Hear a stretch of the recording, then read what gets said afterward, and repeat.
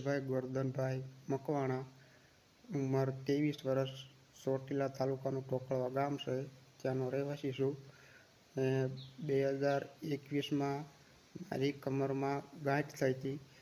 ત્યાર પછી અમે રાજકોટ ઓપરેશન કરાવ્યું હતું અને ઓપરેશન કર્યાના 6 મહિના પછી પાછા રિપોર્ટમાં એવું આવ્યું કે પાછી ગાંઠ થઈ છે અને ઓપરેશન કરાવવું પડશે. ત્યાર પછી બીજી વાર અમે સિવિલ હોસ્પિટલમાં ઓપરેશન કરાવ્યું.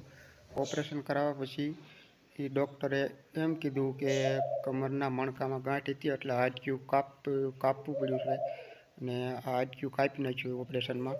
ત્યાર પછી હું 12 મહિના સુધી ખાટલે જ ચાલી ન શકતો.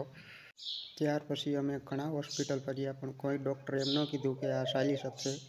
ને પછી 1.5 વર્ષ પછી અમને શિવ હોસ્પિટલમાં અમિત સંઘવીની મુલાકાત થઈ અને એને બધા રિપોર્ટ બતાડ્યા. ત્યારે એને કીધું કે આ ઓપરેશન શક્ય છે અને એને કીધું કે ઓપરેશન થઈ જશે. પછી શિવ હોસ્પિટલમાં અમિત સંઘવી સરે મારું ઓપરેશન કર્યું અને કમરના ભાગમાં જ્યાં હાડક્યું કાપી નાખ્યું હતું ત્યાં સ્ક્રૂ અને પ્લેટો નાખી અને ત્યાર પછી 6 મહિના પછી હું સારી રીતે અત્યારે ચાલી શકું છું.